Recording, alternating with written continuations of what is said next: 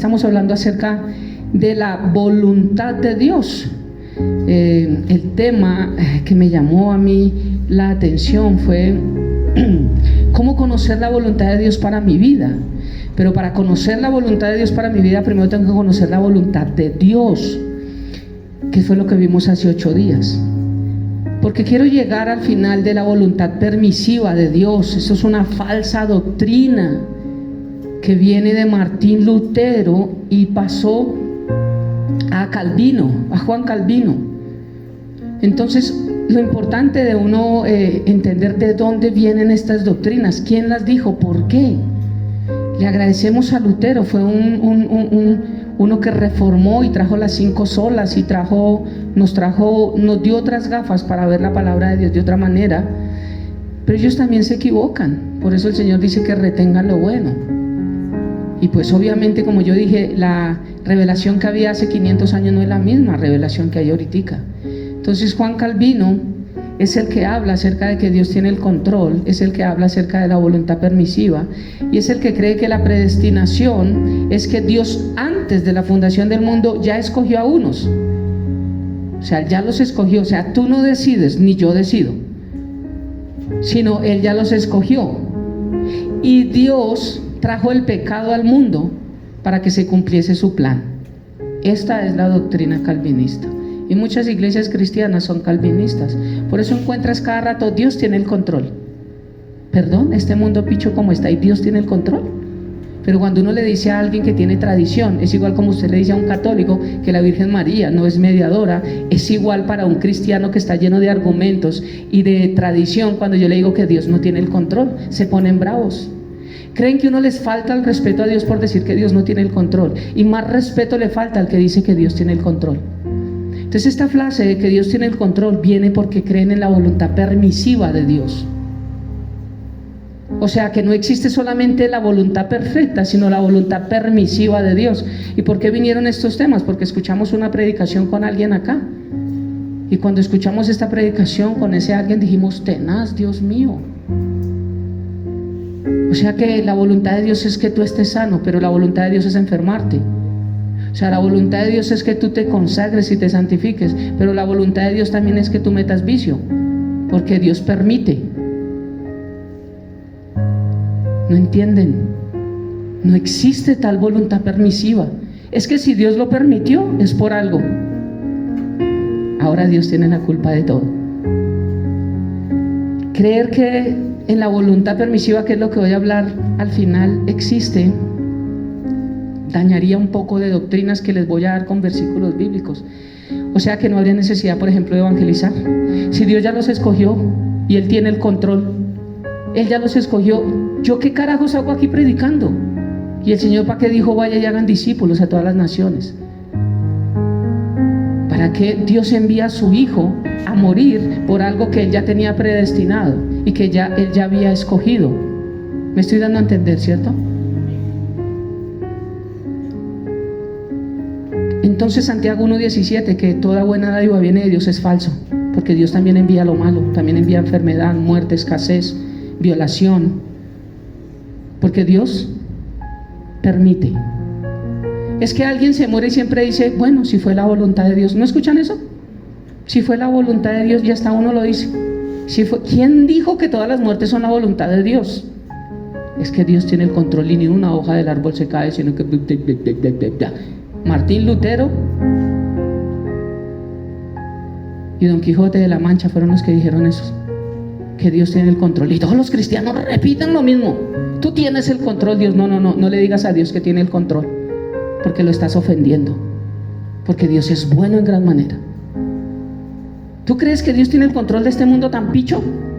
¿Tú crees que hoy en día las mujeres que están violando en este momento, para lo que se viene el 31 de octubre, los niños que están robando, que están descuartizando, todo lo que está pasando, Dios tiene el control? Dígame la verdad si Dios tiene el control. No hay un versículo de peso que apruebe que Dios tiene el control, pero sí hay varios versículos. Y 1 de Juan 5:19, en Nueva Traducción Viviente, dice que Satanás controla este mundo. ¿Qué más necesita uno saber? Pero Dios tiene el control. Ok. Tú haces con tu vida lo que se te pega la gana. Vienen las consecuencias. Fue que la voluntad de Dios. Los que dicen, yo voy a empezar a buscar a Dios a mi manera. Es que quiero tener un tiempo solo con Dios, para encontrarme con Dios. Nunca lo va a encontrar, si no es a través de una iglesia local. ¿Lo digo yo? Lo dice la Biblia. Porque necesitamos una cobertura. Es como el que dice, ay, yo voy a salir en tremendo palo de agua que yo no me mojo. Hermano, ahí está el paraguas, lléveselo. Fresco que yo no me mojo. ¿Se moja? Claro que se moja. Pertenecer a una iglesia es una cobertura, es un paraguas para el tiempo de agua. La Biblia no dice que no va a llover. El que fundó su vida sobre la roca y sobre la arena, a ambos le vinieron aguas, a ambos le vinieron tempestades, a ambos le vinieron lluvias, a ambos. La diferencia es que cuando vienen los problemas y nuestra vida está fundada en Cristo, bajo una cobertura, sabemos llevar las cosas de una manera distinta, porque no estamos solos. Esa es la diferencia. Claro, las iglesias donde dicen usted viene a Cristo y todo es color de rosa, eso es mentiras. Porque continuamos en la lucha. Y el Señor dijo, yo no oro para que los saques del mundo, sino para que los guardes del maligno. Porque Dios sabe que aún no nos puede sacar del mundo. Y si no, Efesios 6 no estaría escrito que nuestra lucha no es contra carne ni sangre. No he dicho casi toda la Biblia, yo la tendría que desbaratar si realmente la voluntad permisiva de Dios existe.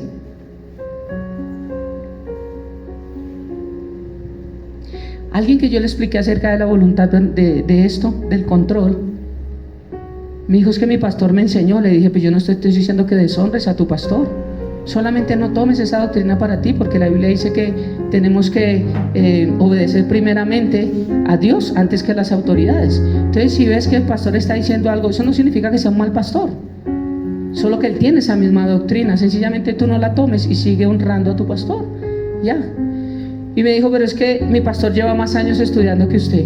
Ahora la revelación es por los años que uno estudia. La gente siempre a usted le quiere contestar lo que quiera porque se quiere justificar. A mí me enseñaron así. ¿No es igual que la iglesia católica?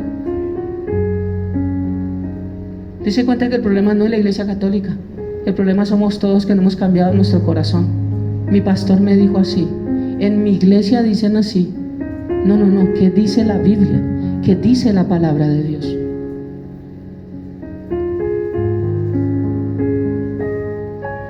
O sea que Juan 10:10 hay que quitarlo. Satanás no vino a matar y robar y destruir. Cámbielo. Dios vino a matar, robar y destruir. Dios no nos dio conciencia de pecado, porque ¿para qué conciencia si Dios ya nos escogió? Y un poco de cosas que les voy a ahondar y les voy a mostrar bíblicamente, porque a mí sí me interesa que quien se congrega acá entienda quién es Dios, conozcan a Dios.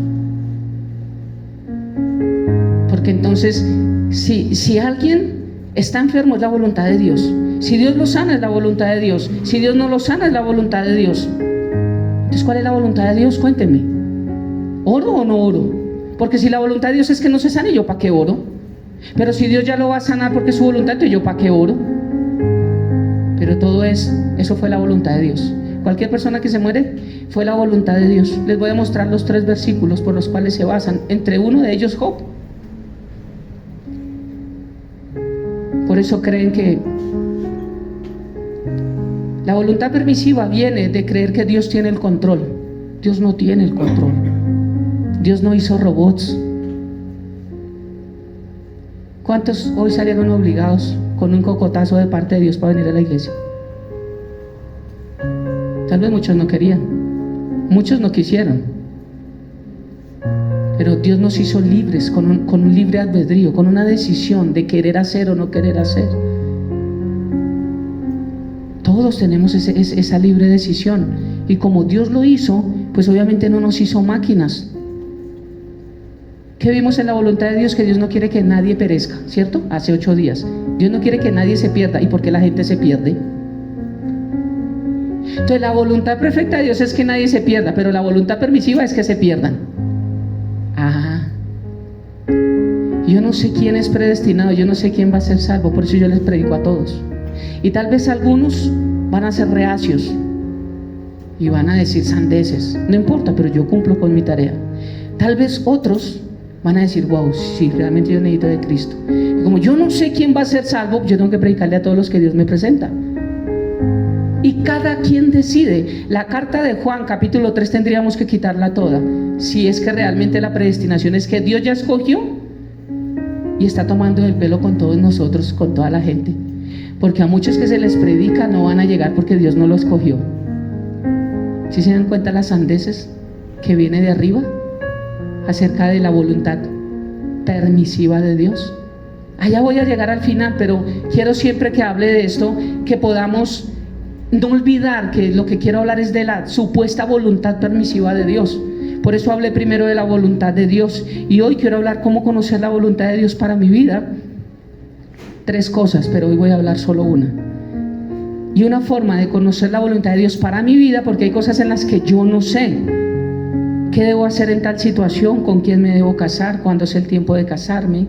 ¿Me debo cambiar de casa, de barrio, de país? ¿Debo cambiar de trabajo? ¿Cuál opción tomar? Hay esas cosas. La Biblia usted no leen venga, abro acá, Zacarías.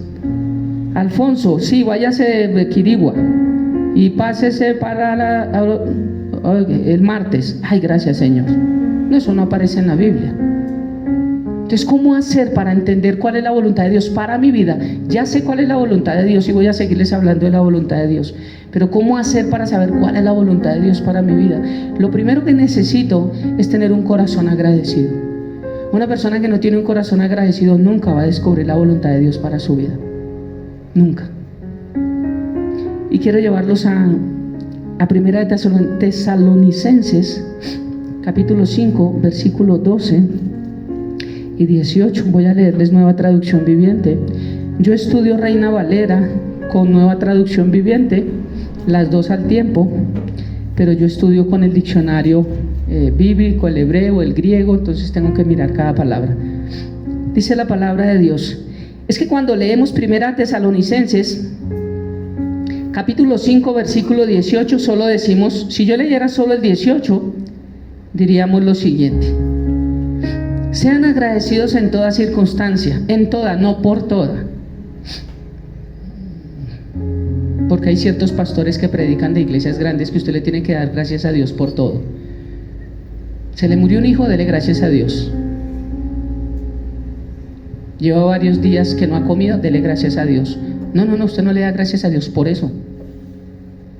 Usted le da gracias a Dios porque en medio de las circunstancias Dios lo va a sacar adelante, porque Dios está con usted. Porque no sabemos por qué vino la enfermedad, pero Dios, gracias no por la enfermedad, sino porque en medio de esta situación de enfermedad yo sé que tú te vas a glorificar y yo creo en ti, Dios. Eso es diferente, darle gracias a Dios por eso y no por eso. En todo, no por todo. Entonces, si yo leo solamente sean agradecidas en toda circunstancia, pues esta es la voluntad de Dios para ustedes, los que pertenecen a Cristo Jesús. Entonces creo que la voluntad de Dios es darle gracias a Dios en todo, ¿cierto? Pero ¿qué es ese todo? Tenemos que leer antes para saber muchas cosas de las que Dios dice que les demos gracias. Y voy a leer solo desde el 12. Primera Tesalonicenses 5, 12 al 18 dice: amados hermanos, ¿a quién le está hablando? A iglesia, a creyentes, a nacidos de nuevo. No le está hablando al mundo, no está hablando a musulmanes, no está hablando a católicos, está hablando a los que hemos aceptado a Cristo Jesús como Señor y Salvador. Porque hay muchas religiones, pero todas no creen que llegamos solamente a través de Jesucristo. Entonces, por eso solamente los que hemos nacido de nuevo, los que creemos que Cristo es la única camino, verdad y vida, el único mediador entre Dios y los hombres, el único que murió en la cruz. O si no, cuando llegue la llamada Semana Santa, miren las películas a ver quién más estuvo en la cruz ahí con él. Ni siquiera la historia muestra que hubo alguien ahí crucificado. Dice: amados hermanos, honren a sus líderes en la obra del Señor. Ellos trabajan arduamente para ustedes y les dan orientación espiritual. Está hablando de los pastores. Ténganles mucho respeto y de todo corazón demuéstrenles amor por la obra que realizan. Tráigale una empanada cada domingo. Perdón, no decía eso ahí. Vuelvo a leer porque ustedes me hicieron confundir. ¿Listo? Pero la empanada también se... Mentira. Amados hermanos y feos hermanos, levanten la mano los amados. Ahora los feos. Más manos se levantaron. Amados hermanos, honren a sus líderes en la obra del Señor. Ellos trabajan arduamente entre ustedes y les dan orientación espiritual.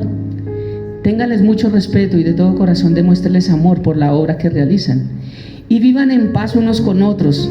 Hermanos, les rogamos que amonesten a los perezosos, alienten a los tímidos, cuiden con ternura a los débiles, sean pacientes con todos, asegúrense de que ninguno pague mal por mal. Más bien, siempre traten de hacer el bien entre ustedes y a todos los demás. Estén siempre alegres, nunca dejen de orar, sean agradecidos en toda circunstancia, pues todo esto que acabo de leer es la voluntad de Dios para con ustedes.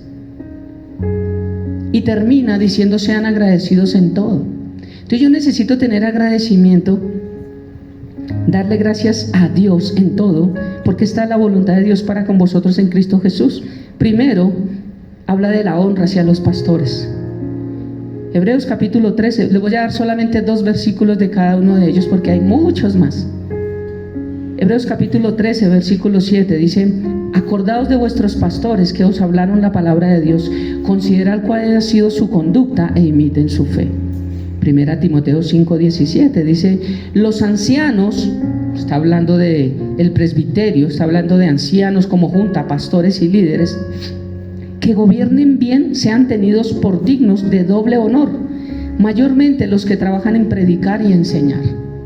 Está hablando a pastores. Una de las formas de vivir una vida agradecida, esto yo no se lo puedo hablar al mundo, se lo tengo que hablar a la iglesia. Acá dice hermanos, no dice mundo. Ahora, yo escogí esta versión.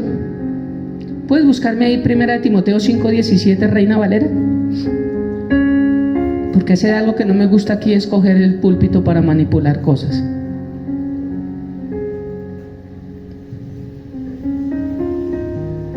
¿Qué dice ese versículo ahí en Reina Valera? ¿Me lo puedes leer? No alcanzo a... Los ancianos que gobiernan bien sean tenidos por dignos de doble honor, mayormente los que trabajan en predicar y enseñar. Ok, no era el versículo que les estaba diciendo, pero bueno, después lo dejamos para buscarlo. Estos 2 versículos me hablan de la honra, de ser agradecidos con sus pastores, con los líderes, con las personas que les predican la palabra de Dios. O sea que tener un corazón agradecido no es solamente decir: ay Dios, gracias porque hoy tengo para comer. Dios, gracias porque mis hijos están con vida. Dios, gracias porque me diste el trabajo. Dios, gracias porque... ¿Qué es lo que encabeza Tesalonicenses capítulo 5? Sean agradecidos con sus pastores. O sea que ¿cómo puedo conocer yo la voluntad de Dios para mi vida? Siendo agradecidos. Pero siendo agradecidos, toda la gente confunde que es: ah, sí, ay, muchas gracias. Y dice: ay, muchas gracias. No habla de hablar y decir gracias, porque la gratitud no es una expresión, la gratitud es una forma de vida. 2 cosas totalmente diferentes. Entonces dice que lo primero, honren a sus pastores. Lo segundo, ¿cómo ser agradecidos? Llevando una vida en paz unos con los otros. ¿Qué tiene que ver la paz con eso? Cuando yo estoy en paz con mi hermano, obviamente estoy siendo agradecido con Dios. Y es lo que me enseña 1 Tesalonicenses: honren a sus pastores, vivan en paz unos a otros. Romanos 12:18, está hablando entre cristianos, hermanos. No en la casa pueden haber 4 o 5 que no conocen del Señor. No, aquí entre la iglesia, está hablándose el Señor a la iglesia. Vivir en paz unos con otros. Romanos 12:8 dice: si es posible, en cuanto dependa de ustedes, estad en paz con todos los hombres. Si es posible, en cuanto dependa de ustedes, porque mire, usted puede hacer la paz y usted puede ser el más noble, pero si el de allá no quiere, es tenaz. Como decían las abuelitas, para pelear se necesitan 2. Entonces usted puede hacer lo que más quiera para tratar de tener la paz, pero cuando de ese lado es imposible, por eso dice: en cuanto sea posible.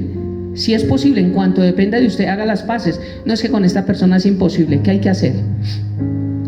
Consiga tijeras, corte esa relación. Así de sencillo. 12:8.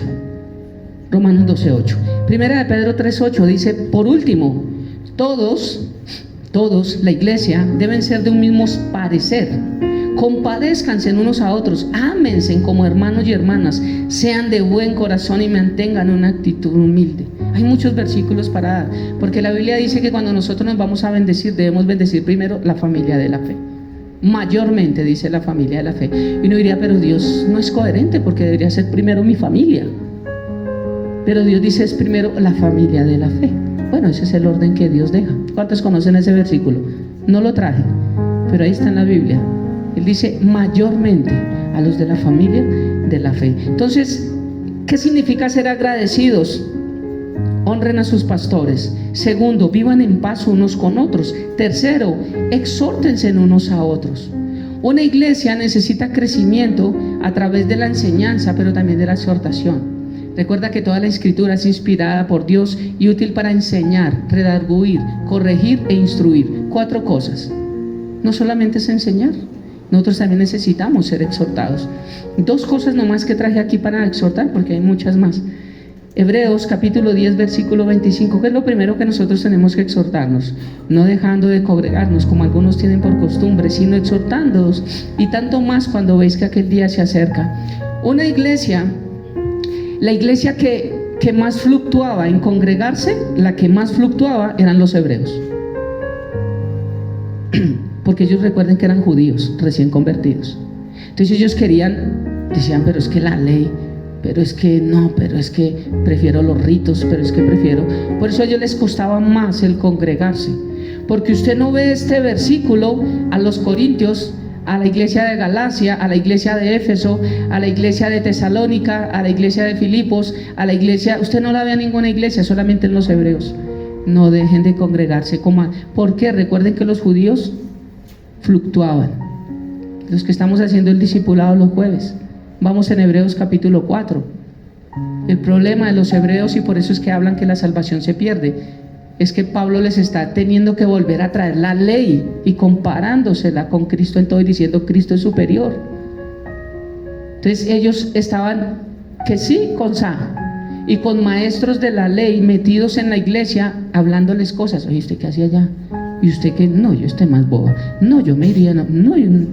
Entonces, y tras derecho a la persecución que había en ese tiempo hacia los judíos y hacia los cristianos. Entonces pues estaban difícil de poderse, dudaban si se congregaban o no. Por eso esta es la iglesia a la que Dios le habla, el autor, a través del autor de Hebreos, que no sabemos quién es, y le dicen no dejen de congregarse como algunos tienen por costumbre, sino exhórtense, háblense, tanto más cuando ves que aquel día se acerca.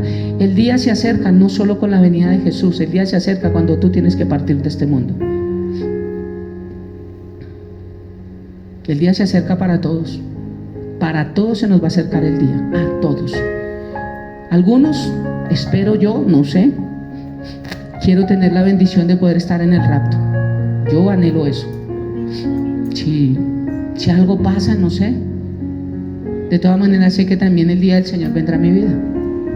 Y tanto en el día del rapto como el día que yo tenga que partir, yo sé para dónde voy. Eso sí lo tengo claro, para dónde voy. Entonces no me importa si alcanzo a llegar al rapto o no alcanzo a llegar al rapto. Lo que me importa es saber para dónde voy. No cuándo tengo que saltar del avión, sino cómo voy a saltar. Es lo que hace la diferencia. Entonces, honren a sus pastores, vivan en paz unos con otros, exhórtense unos a otros. La iglesia es la que debería decir, yo no te he visto, qué rico que estás por acá, oye, qué bien, no te había vuelto a ver. Pero en las iglesias no hay esta formación. Si se da cuenta, la iglesia cristiana tiene la misma tradición de la iglesia católica. ¿Cuál es? Entran a la misa y salen todos y no se saludan muchas veces y salen trun. Ni siquiera saben que este hermano pertenece a su iglesia. Y yo he visto a veces que, ¿y tú en qué lugar te congregas? En tal iglesia. Ah, yo también soy de allá. Es como decir, ¿y tú qué apellido eres? Jiménez. ¿Tú eres Jiménez? Samuel, yo soy Jiménez. Ah, no sabía que eras. Ah, es que es mi hijo. Pero dentro de las iglesias nosotros nos sacamos un tiempo por lo menos para, hola mi hermano, ¿cómo está? Sobre todo los nuevos, ¿se acuerda que un día hablamos de eso? Porque muchos aquí nos conocemos, pero el nuevo, ¿qué más? ¿Cómo estás? ¿Cómo te va? Porque eso nos da pie para después decirle, oye, nos has hecho falta, oye, mira, esta es tu casa. Oye, eso es lo que manda la Biblia dentro de la iglesia. Exhortarnos a que no dejemos de congregarnos.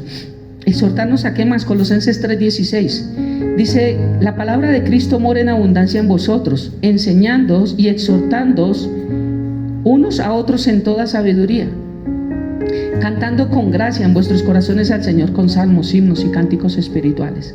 Tenemos que exhortarnos unos a otros con sabiduría, para que la palabra de Cristo abunde en nosotros y aprendamos a adorar a Dios. ¿Cómo? Con salmos, himnos y cánticos espirituales. 3 formas de adoración. Pero eso es lo que tenemos que hacer dentro de la iglesia. Dentro de la iglesia. ¿Qué más es ser agradecidos? Honrar a los pastores, vivir en paz unos con otros, exhortarlos unos a otros, servirnos unos a otros. Estoy leyendo 1 Tesalonicenses capítulo 2, 5, 12 al 18, todo lo que decía en lo que tenemos que ser agradecidos. ¿Estamos? Y de ahí estoy dando todos los ejemplos, porque esto todo lo decía 1 Tesalonicenses, lo decía. Entonces, sirviéndonos unos a otros. Dice Hebreos 10:24. Y considerémonos unos a otros para estimularnos al amor y a las buenas obras. Buenas obras es que tiene que haber entre nosotros. 1 de Pedro capítulo 4 versículo 10 dice: Dios, de su gran variedad de dones espirituales, les ha dado un don a cada uno de ustedes. Úsenlos bien para servirse los unos a los otros.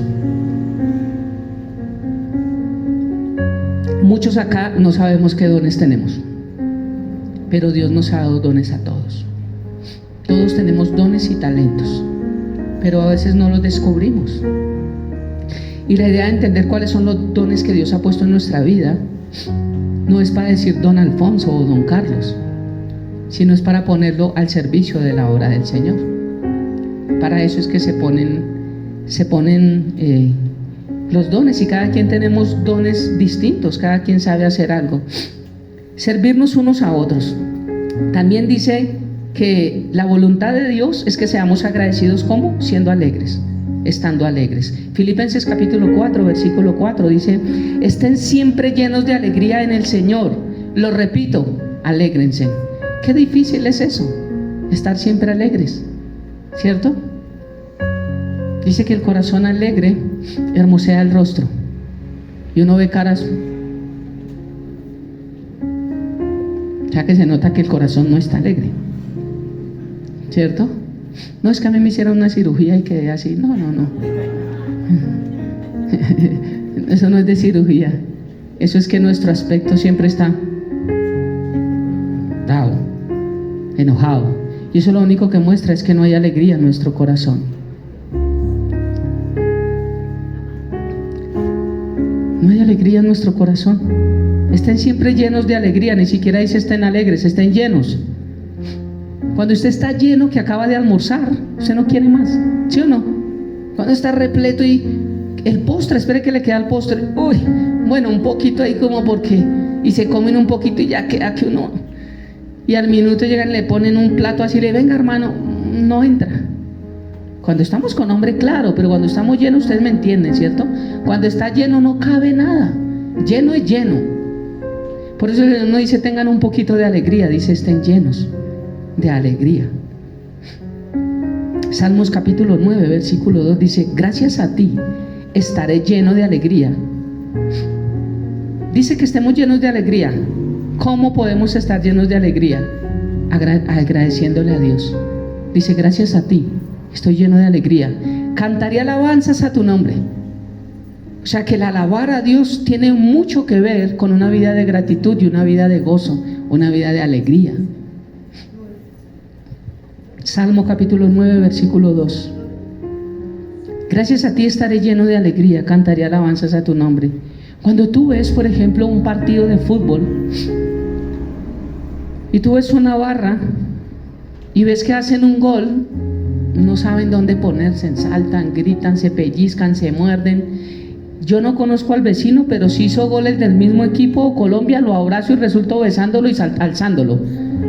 Ni lo conozco, pero hay una alegría tan tenaz en ese momento de que ambos estamos alegres, valga la redundancia, por algo en común, porque es nuestro equipo, que a mí me importa quién sea él.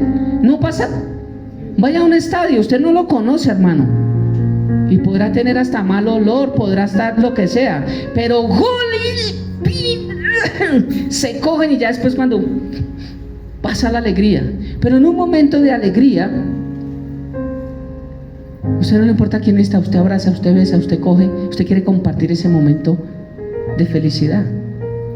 Pero si usted se da cuenta, uno encuentra este gozo más en el mundo que en la iglesia. No hay nada que nos dé alegría en lo que podamos saltar, abrazar, apelluzcar al de al lado y sentirnos contentos por algo. Cuando uno dice, por ejemplo, que Cristo vive y que Cristo dio su vida por amor a nosotros, eso sería para saltar, eso sería para estar alegres. Porque el día que los dos tengamos que partir, cualquiera de nosotros, nuestra vida es totalmente diferente para donde vamos. Algunos me decían, ay, es que usted desde que predicó de los últimos tiempos hemos tenido angustia y nos ha dado miedo. Yo les decía, es que esto no es de miedo, esto es al contrario, para uno estar contento. Y les explicaba, mire, cuando Cristo venga, haga de cuenta que cambió el presidente. Claro, haga de cuenta que cambia una persona que va a gobernar todas las naciones, que va a ser justo, bueno, que nos va a quitar la enfermedad, que nos va a quitar el dolor. Hoy no hubiéramos tenido que aquí adorar al Señor orando por sanidad por Luis Alfonso, porque no va a haber enfermedad, porque no va a haber llanto, porque no va a haber tristeza, porque el Señor nos va a entregar a cada uno para que podamos vivir, y la tierra ya no va a volver a apretar así, sino que la tierra va a flotar y vamos a poder hacer intercambio, vamos a tener. ¿Ustedes no quieren ese mejor gobierno? No, qué miedo, y que el Señor viene y yo me muero. Hombre, lo mejor está por venir. Y una persona, la semana pasada me decía, yo realmente quiero que Jesús venga rápido. Ahora que entiendo la diferencia, sí que quiero que Jesús venga rápido. Y hay iglesias que no creen que Jesús viene. Iglesias, hasta los judíos creen que Jesús ya viene, pero ellos lo esperan por primera vez, ¿no? Yo lo escuché la pasada o la antepasada, algo que los judíos están mirando las profecías mesiánicas y muestran que Jesús está cerca, a pocos años, dicen ellos, y ellos ya tienen todo listo. ¿Se acuerdan que lo vimos? Ellos ya tienen todo listo, el templo se construye rápido, ya tienen todo. Entonces,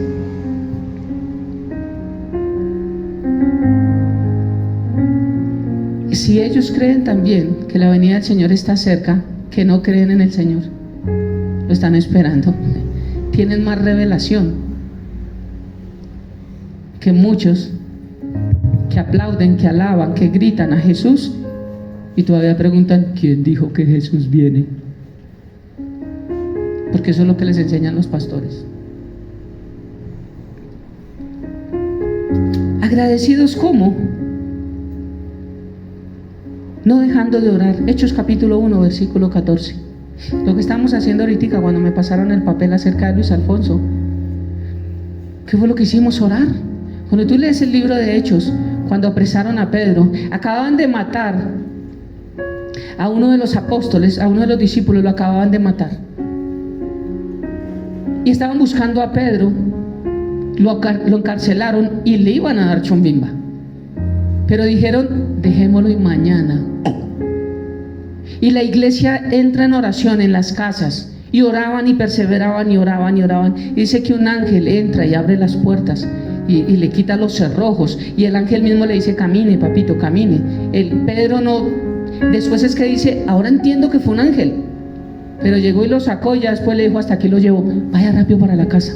Cuando él llega y le golpea allá a la iglesia donde se congregaban en la casa, tanto fue el terror que él golpea y sale de una de ellas y dice, vuelve y se entra del susto, porque pues no se podía predicar a puerta abierta. ¿Qué pasó? Un ángel. Un ángel, sí, es que se parecía a Pedro, pues porque la manifestación de ángeles existe, ¿no? Pero dice, no, era un ángel, era parecido a Pedro. Es Pedro. Entonces cuando entran todos se regocijaban y tú, ¿y cómo? Porque estaban orando por Pedro.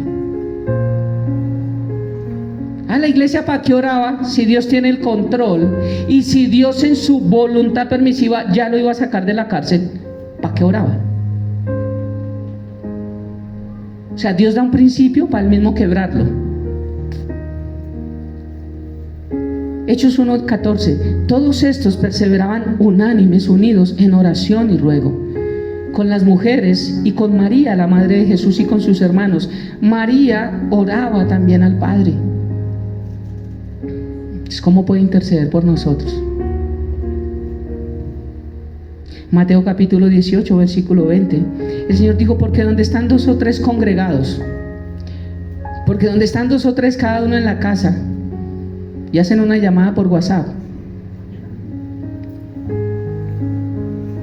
solamente se pueden peinar, allí estaré yo con ellos. No, el Señor nos dijo, donde están 2 o 3 congregados en mi nombre,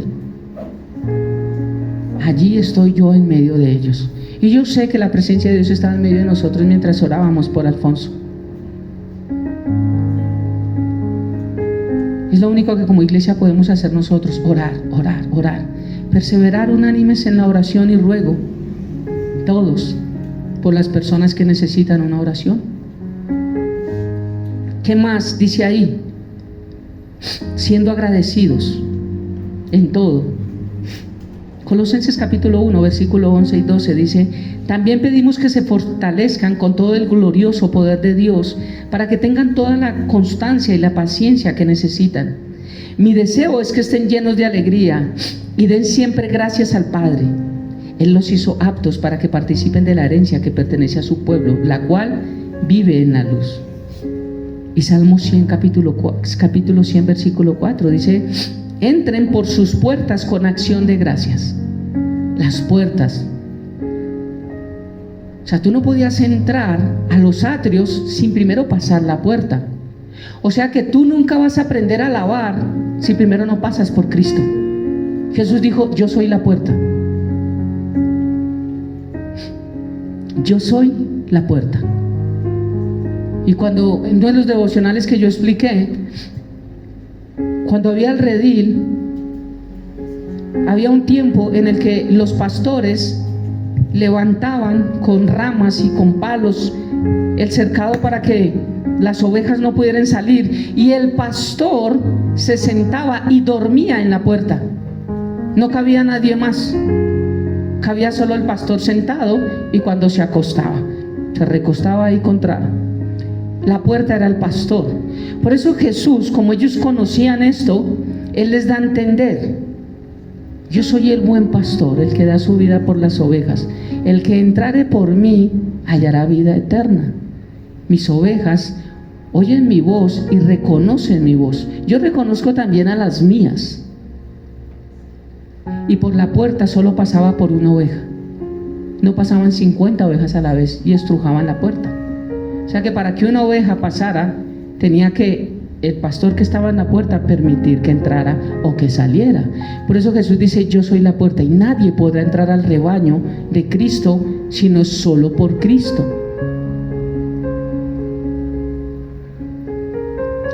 Atrios, lugar santo, lugar santísimo, pero antes de eso es una puerta.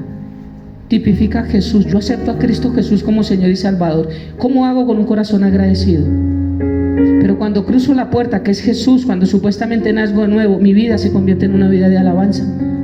Atrios. Porque yo nunca podré pasar al lugar santo ni al lugar santísimo si primero no soy agradecido para reconocer la puerta y no tengo una vida de alabanza. ¿Me doy a entender? Para poder tener intimidad con Dios.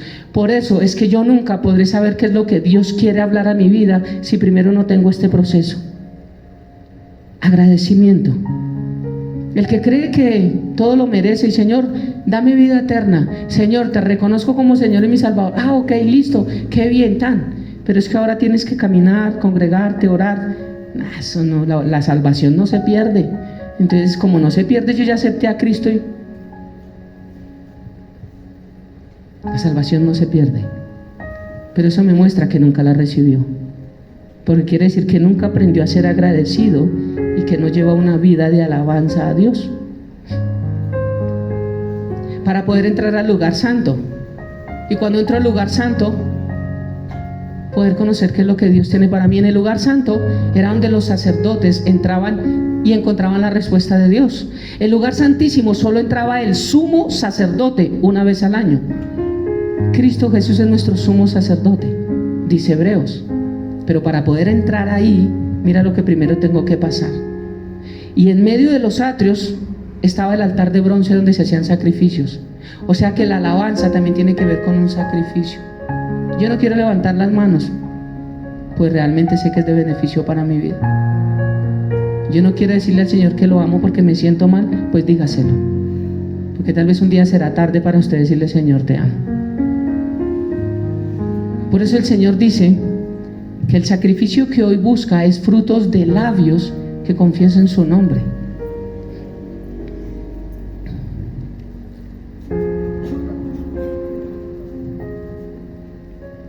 Bueno, gloria a Dios. Está evolucionando bien, Alfonso.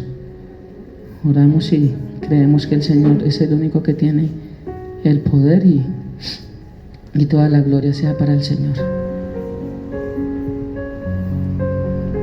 Entren por sus puertas con acción de gracias y vayan a sus atrios con alabanza. Denle gracias y alaben su nombre. Señor, gracias. ¿Por qué? ¿Por la enfermedad de mi hermano? No. Señor, gracias porque en medio de esta situación tú me estás haciendo acercarme más a ti. Gracias porque en medio de esta situación, Señor, he aprendido a amar más a mi hermano. Me he acercado más a mi familia. He podido ver lo importante del tiempo tal vez que yo perdí, que no tuve con ellos y que ahorita quiero recuperar. O sea, empiezan un montón de cosas a venir y uno: Señor, gracias. Gracias porque hoy lo puedo abrazar. Gracias porque aceptó a Cristo Jesús como Señor y Salvador. Gracias porque tiene vida eterna, cuando muchos no quieren. ¿De qué le sirve a Bill Gates? ¿De qué le sirve a George Soros? ¿De qué le sirve a todas estas entes grandes estar llenos de plata, estar aportando para la LGTBI, para el proaborto, para la Agenda 2030 que ya está y se está cumpliendo a la perfección? En eso no falla, porque para eso se necesita plata, y plata es lo que ellos tienen.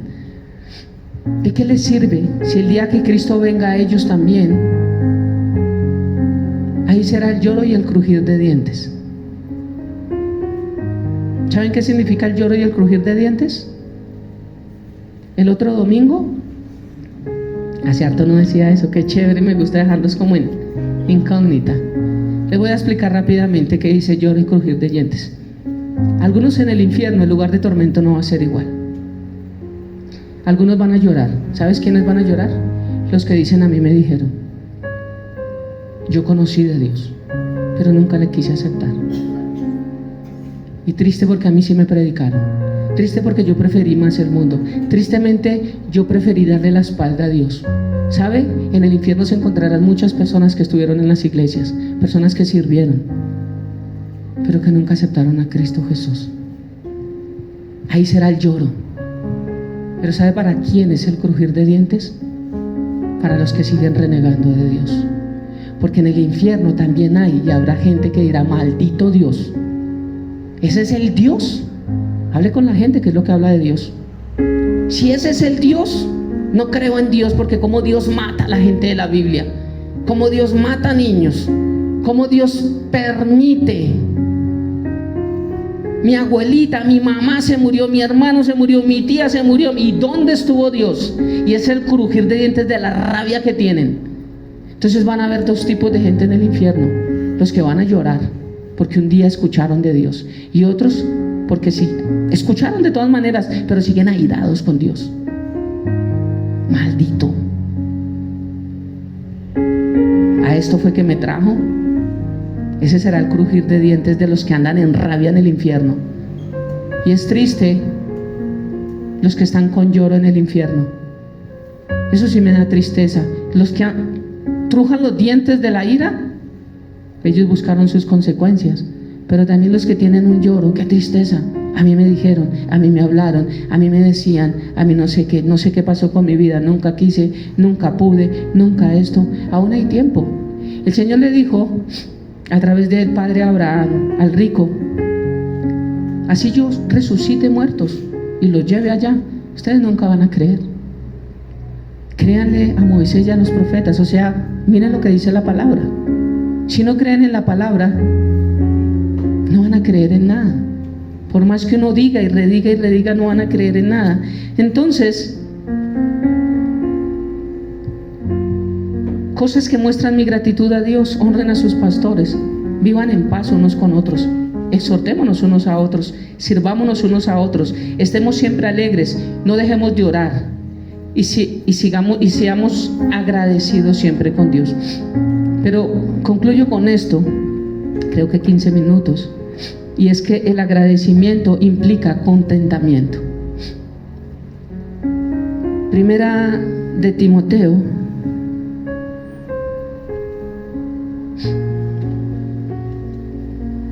capítulo 6, versículos 6 al 8. Dice: pero la verdadera sumisión a Dios es una gran riqueza en sí misma cuando uno está contento con lo que tiene. Después de todo, no trajimos nada cuando vinimos a este mundo, ni tampoco podemos llevarnos nada cuando lo dejemos. Así que si tenemos suficiente alimento y ropa, estemos contentos. El agradecimiento implica contentamiento. Nunca podré estar contento si no tengo un corazón agradecido, y nunca podré ser agradecido si no he entendido quién es Dios para mi vida. Hebreos capítulo 13, versículo 5. No amen el dinero. ¿El dinero es malo? No. El dinero es bueno. El dinero es una bendición de Dios cuando es su esclavo, pero no cuando es su amo. Cuando el dinero lo maneja usted, es terrible. Cuando usted maneja el dinero y usted es quien le dice qué debe hacer el dinero en su vida, es un esclavo, es un siervo suyo, y ahí es una bendición. Pero cuando el dinero a usted lo dirige y toma decisiones en su vida sin contarle a Dios qué hacer con ese dinero, el dinero es un amo en su vida. Porque cuando Dios dice toda buena dádiva, está hablando de todo lo que viene a nuestra vida que es bueno, lo manda Dios. Y si el dinero es bueno, claro que es bueno, pero yo no lo sé administrar como Dios quiere que lo administre. El dinero es tu amo. ¿Y raíz de todos los males? No es el dinero, es el amor al dinero. Porque cuando Él nos controla, pues, Dios tiene el control, ¿no? El dinero no controla a nadie. Es que me acordé de alguien que hablaba que Dios tiene el control y estaba contando un día después de que se había emborrachado y había perdido el control. Yo le dije: ¿usted no me dijo que el control lo tenía Dios? Entonces no, sí, o sea, que se me fueron las luces, la cambian. Perdí el control. Tú tienes el control, ¿te das cuenta? ¿O fue que Dios te mandó a hacer lo que Dios te dice no lo hagas, pero Dios te permite hacerlo? Pues yo no sé si yo predico mal, si a mí se me cruzaron los cables, si yo estoy leyendo otra Biblia, si el errado soy yo, porque veo que muchos predican distinto a lo que yo predico. Es que no escucho a alguien que no hable y diga: hermano, no hay problema, Dios tiene el control de todo, vamos a orar. No he escuchado al primero que no diga que Dios no tiene el control. Yo soy el raro, yo soy el patito feo.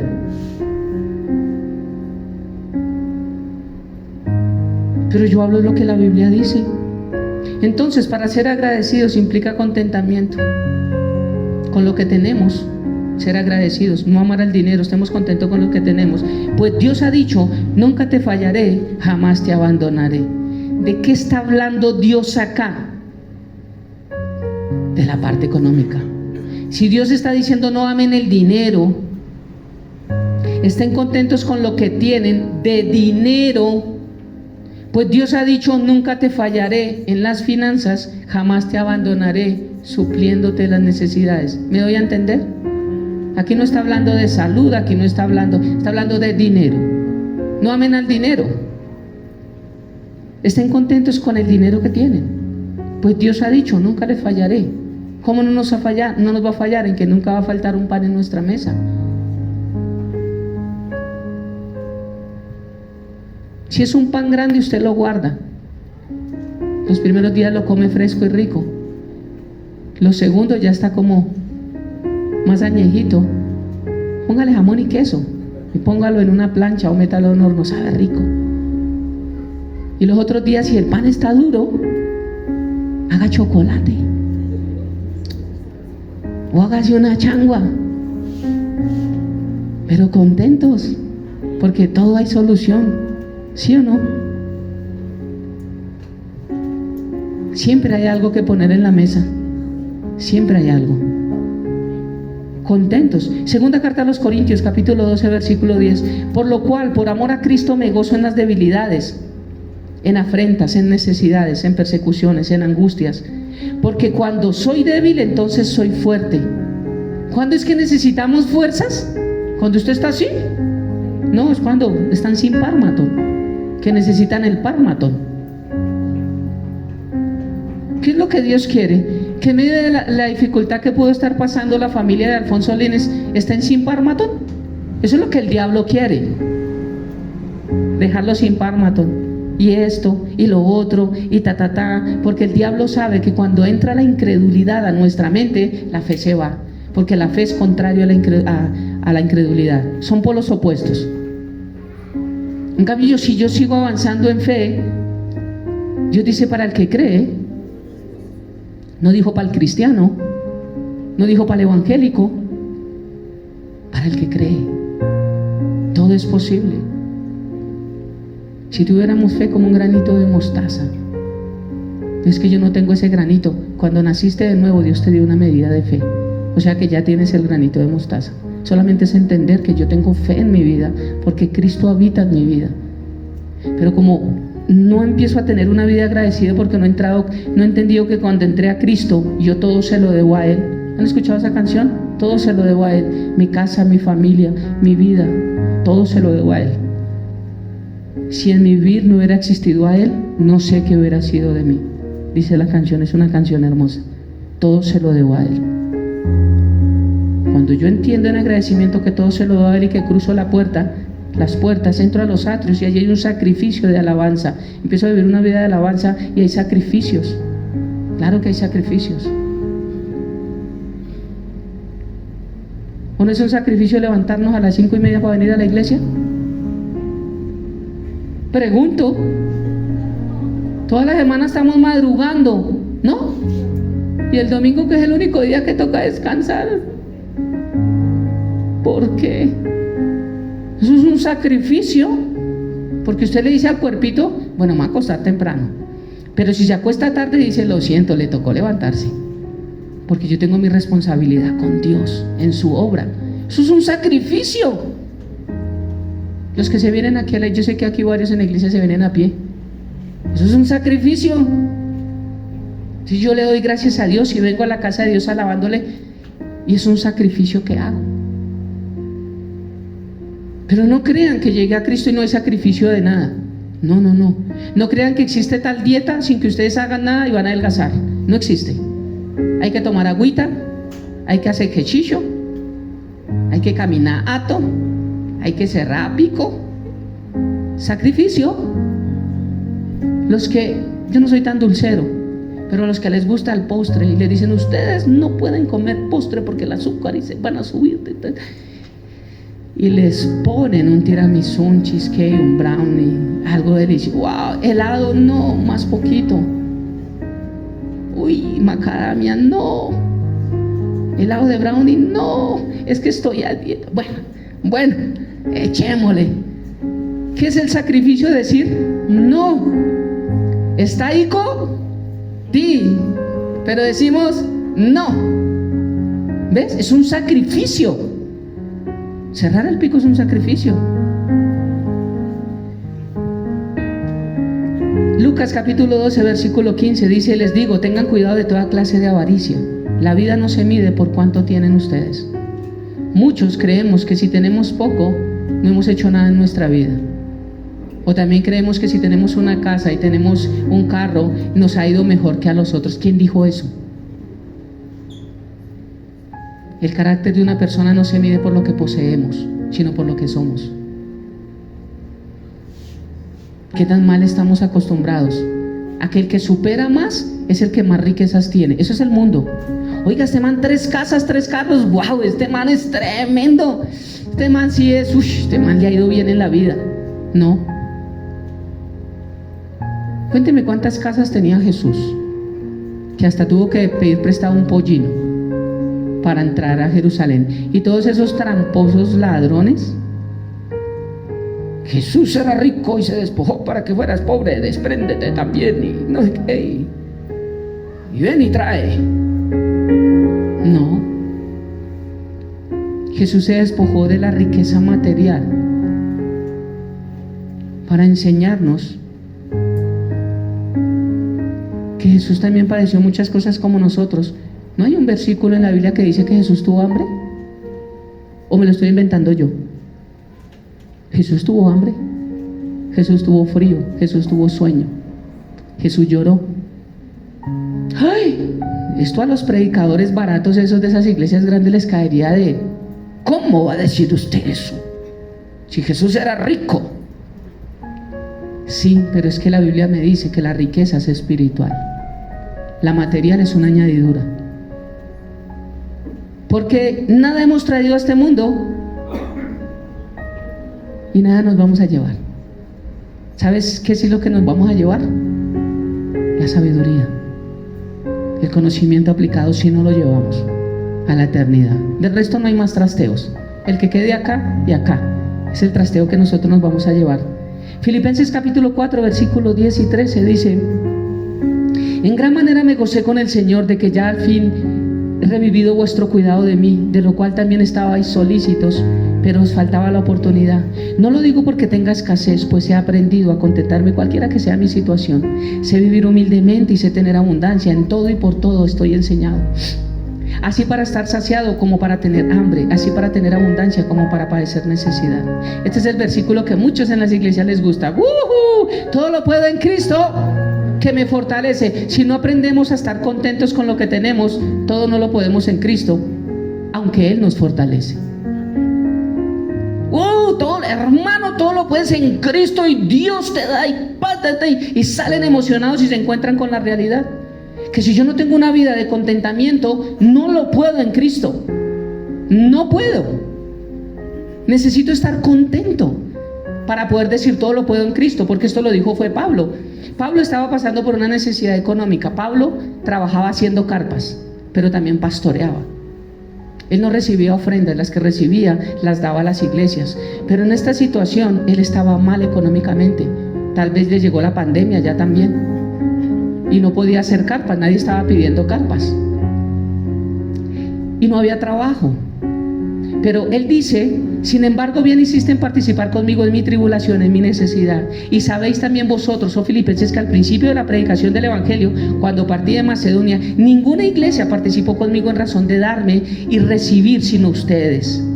Pues a una Tesalónica me enviaron una y otra vez para mis necesidades, para Pablo. Pablo pasó por las duras y las maduras también económicas. ¿Quién le ayudó? La iglesia de Filipos fue la única que se acordó de su pastor. Las otras iglesias no se acordaron que su pastor también come, que su pastor también paga agua, también paga luz. Y él dice: una y otra vez me ayudaron. Miren lo que dice acá: no es que yo busque dádivas de ustedes, sino que busco fruto que abunde en vuestra cuenta. Cuando tú bendices la obra, no estás bendiciendo. No creas que es que estás trayendo regalos, estás abonando a tu cuenta espiritual. Es lo que dice Pablo. Pero todo lo he recibido y tengo abundancia. Mira, lo bendijeron y está. Dice: tengo abundancia y estoy lleno, habiendo recibido de Epafrodito lo que enviasteis, olor fragante, sacrificio acepto, agradable a Dios. Romanos 12 me dice que eso es adoración. Lean Romanos 12. Así que, hermanos, les ruego por la misericordia de Dios que presentéis vuestros cuerpos en sacrificio vivo, santo y agradable a Dios, el cual es la verdadera oración espiritual. Eso es Romanos 12:1. ¿Y qué está diciendo acá que son las ofrendas a la iglesia? Olor fragante, sacrificio acepto, agradable a Dios, adoración. ¿Qué son las ofrendas para una iglesia? Es adoración a Dios. ¿Ves? Y entonces ahí sí dice el versículo 19 que también a muchos de las iglesias les gusta: mi Dios pues suplirá todo lo que me falta conforme las riquezas en gloria en Cristo.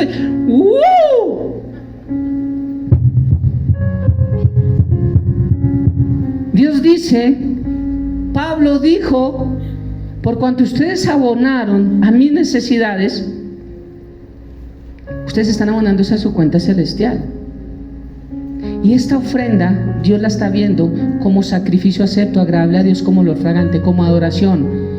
De tal manera, mi Dios suplirá pues todo lo que les falta a ustedes conforme a sus riquezas en gloria en Cristo Jesús, para que Dios supla sus necesidades. ¿Qué tuvo que hacer la iglesia de Filipos?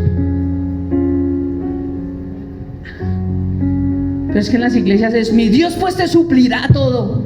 No, mano, enseña la palabra completa. ¿Sí? Todo lo puedo en Cristo que me fortalece. No. Si no aprendemos a estar contentos, no todo lo podemos en Cristo que me fortalece. Concluyo con esto. Filipenses capítulo 4, versículo 13. Dice que todo lo puedo en Cristo que me fortalece. Está hablando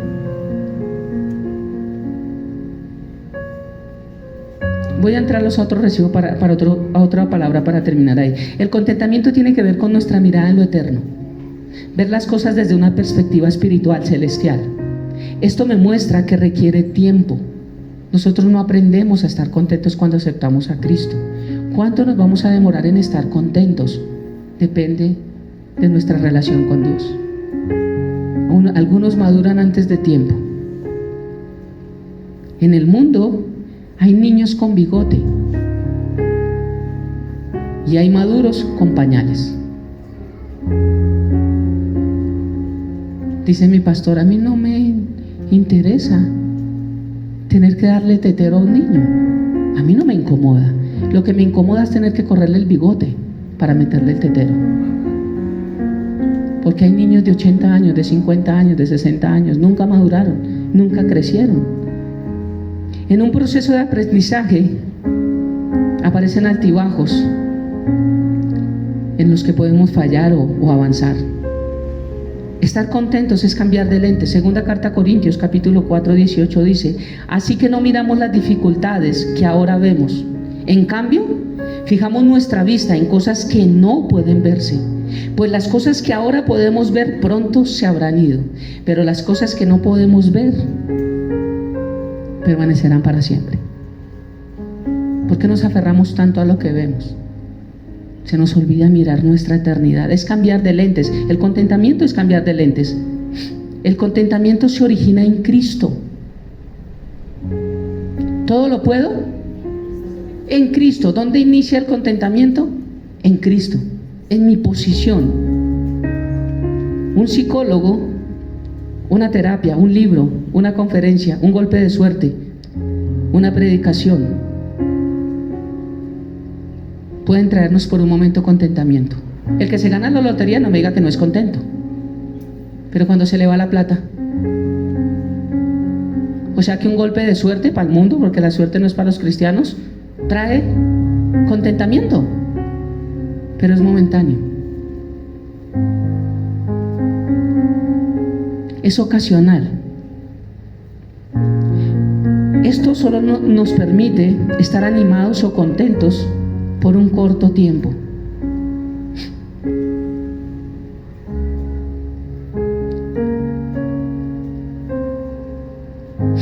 Muchos dicen: wow, me gané la lotería, o fui al psicólogo, me habló bien, o fui al culto, hoy Dios me habló, salí lleno, salí contento, seguí alegre. Se puede decir, pero no significa que es que salieron después de una terapia de psicólogos de la iglesia, salieron contentos. No es salir, es permanecer contentos. Y eso solamente lo da Cristo. No lo da una iglesia, no lo da un psicólogo, no lo da una consejería. La consejería nos ayuda a plantar y a decir: wow, así encuentro el contentamiento, pero depende de mi vida tenerlo o no tenerlo. El descontentamiento produce amargura. El contentamiento produce relación en Cristo y poder en mi vida. Así que vamos a orar.